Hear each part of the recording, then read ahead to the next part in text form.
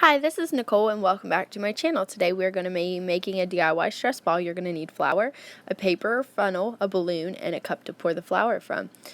So I didn't have a funnel, so that means I'm using a piece of paper, and I'm going to tell you that a funnel definitely will work best for this, but if you don't have that, you can substitute with the paper. It just will be slightly harder.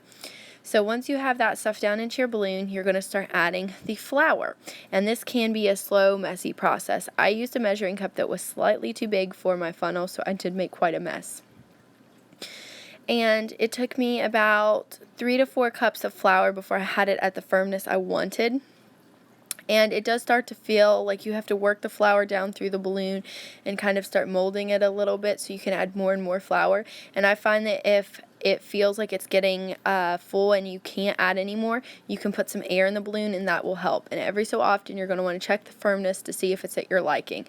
Once it is, you will just shake it so there won't be any flour left in the top.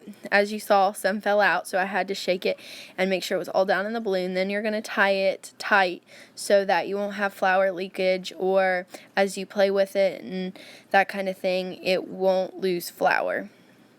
So once you have it tied off into a knot, you're just going to cut that extra end off, and there you have your DIY stress ball. And you obviously probably want to wash your hands and the stress ball off if you were as messy as I was. So these are just my favorite stress balls. I've made them ever since I was a kid. I love them way more than the slime stress balls that people do, just because they are more moldable than your average stress ball you would pick up at the store, but they are firmer than something that would have slime and such in them. And I really like that it gives you kind of a Play-Doh sensation, and just kind of, you can sit mindlessly and kind of mold it back and forth and just do all sorts of things with it.